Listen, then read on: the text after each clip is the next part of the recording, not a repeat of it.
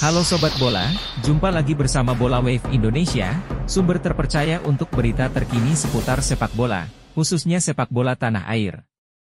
Mohon untuk tidak lupa subscribe, tonton hingga selesai, like dan komen, dan tetap terhubung dengan informasi bola yang tak kalah seru di episode-episode selanjutnya. Kita mulai dari berita pertama. Shin Tae-yong masih akan ajukan naturalisasi baru untuk 2 posisi, nama baru untuk 2 posisi demi kedalaman skuad. 2 posisi itu adalah 1 untuk penjaga gawang, 1 untuk gelandang tengah atau untuk posisi penyerang. Syarat naturalisasi pun semakin berat selain pemain grade A. Shin Tae-yong juga menginginkan pemain itu berusia di bawah 25 tahun. Berikut ini adalah uraiannya. Untuk posisi kiper sebenarnya ada 3 kandidat, yakni Cyrus Margono yang sekarang masih dalam pengalihan kembali kewarganegaraan Indonesia, Emil Audero yang bermain di klub Inter Milan, dan Martin Paes yang berkiprah di MLS Amerika. Tapi untuk penjaga gawang ini tak ada satupun yang pasti. Pertama, Cyrus Margono. Seperti yang dikatakan mantan anggota Exco PSSI, Hassani Abdul Ghani buka-bukaan soal pemain keturunan yang sebenarnya tidak dibutuhkan Shin Tae-yong di timnas Indonesia. Pemain tersebut adalah Cyrus Margono yang saat ini bermain di Panathinaikos dan memiliki darah Indonesia dari sang ayah, Johan Margono. Hassani mengatakan bahwa Shin Tae-yong sebenarnya tidak membutuhkan jasa pemain berusia 22 tahun tersebut. Ada satu nama, yaitu Cyrus Margono. Dia sebenarnya tidak dipilih oleh Shin Tae-yong tetapi sempat diurus masalah kewarganegaraan dia, ujar Hassani dikutip dari akun YouTube Hassani's Corner. Hassani mengungkapkan, Cyrus Margono ingin menjadi warga negara Indonesia atas kemauannya sendiri. Jika nantinya sudah memegang paspor Indonesia, Cyrus Margono pun belum tentu dipanggil oleh Shin Tae-yong ke skuad Garuda. Pemanggilannya akan tergantung kebutuhan dan performa Cyrus Margono di klubnya. Yang kedua, Emil Audero Mulyadi, anggota Exco PSSI. Hassani Abdul Ghani mengungkapkan penyebab utama Emil Audero tak kunjung memperkuat timnas Indonesia. Menurut pernyataan Hassani, sejauh ini Emil Audero tak tertarik bermain untuk Garuda karena faktor masih percaya bisa membela timnas Italia. Emil Audero adalah pemain elit.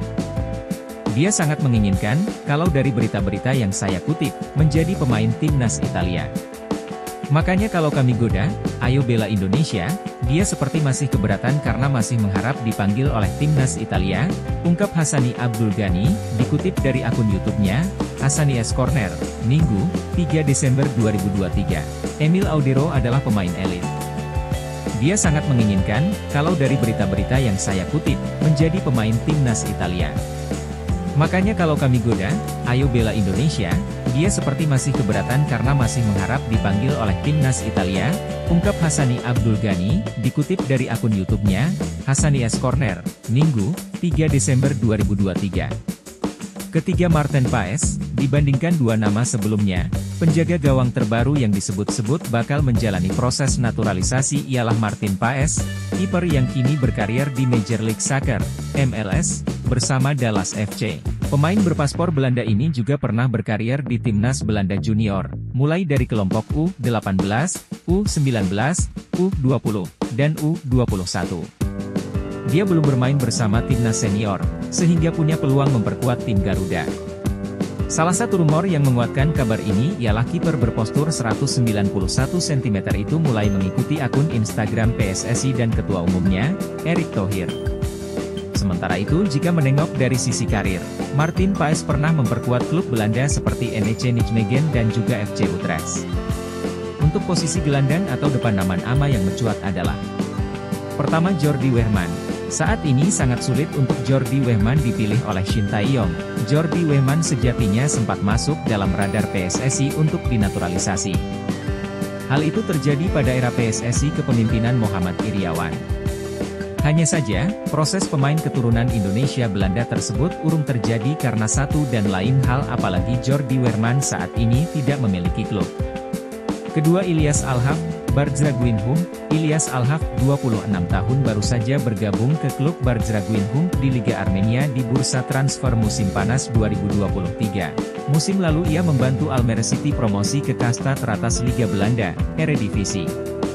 Tapi, kalau itu tanda, membawa bendera Indonesia saat Almere City promosi ke kasta teratas Liga Belanda, buat aku memperlihatkan bahwa aku terbuka untuk timnas Indonesia, tentu aku terbuka untuk membela timnas Indonesia, kata Ilyas Alhaf saat diwawancara Yusa Nugraha.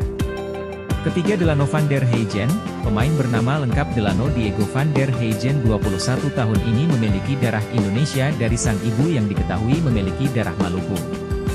Lahir dan tumbuh di Belanda, Delano mengawali karir sepak bolanya di salah satu tim muda ternama di Belanda, Feyenoord Rotterdam. Delano van der Heygen sudah ikut berlatih di skuad utama Feyenoord Rotterdam. Raksasa Liga Belanda memberi kesempatan kepada Delano van der Heygen untuk merasakan atmosfer berlatih dengan tim utama. Pemikiran PSSI dan Shin Tae-yong untuk membuat timnas berbicara banyak di level Asia sudah dimulai dari sekarang. Pernah dikatakan oleh Shin Tae-yong bahwa dia akan meletakkan dasar-dasar sepak bola dan pembangunan timnas agar bisa berbicara di level Asia. Hal itu pernah ST katakan dalam sebuah wawancara. Pertama harus membuat pembinaan usia dini, jika selalu bicara prestasi, ia tidak akan berkembang. Maksudnya, itu jika bicara prestasi dalam waktu dekat ini, kata Shin Tae-yong, menurut saya, perlu waktu minimal 10 tahun, dibuat program yang baik, baru Indonesia bisa berkembang, bersaing di Asia, pungkasnya. Untuk itu pelatih asal Korea Selatan itu menyiapkan pemain-pemain muda dan membawanya dalam turnamen besar seperti Piala Asia. Sudah ada 9 pemain yang dinaturalisasi sejak ST memegang kendali timnas Indonesia di mana 6 diantaranya adalah pemain belakang, 1 pemain tengah dan 2 pemain sayap depan. Dari 9 nama di atas mungkin Jordi Amat yang tidak akan bisa memperkuat timnas untuk waktu yang lama karena sudah berusia 30 tahun. Jadi itulah alasan ST menyertakan banyak pemain muda dalam Piala Asia 2023 di Qatar. Bahwa pemain-pemain tersebut yang akan menjadi tulang punggung timnas Indonesia untuk masa 5 hingga 10 tahun ke depan. Shin Tae-yong sepertinya juga akan menyiapkan 11 pemain dari proses naturalisasi dan 12 pemain non-naturalisasi. Daftar lengkap nama pemain yang diproyeksikan oleh ST.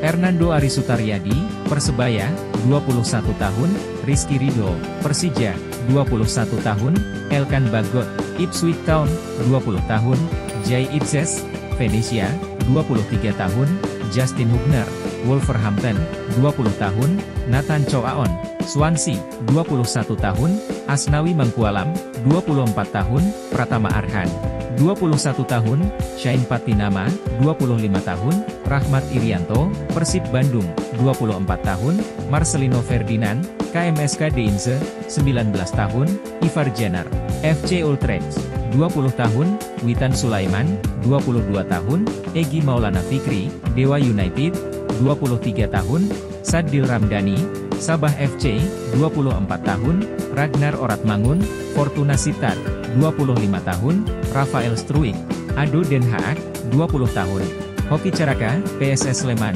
19 tahun. Ramadan Sananta, Persis Solo, 20 tahun.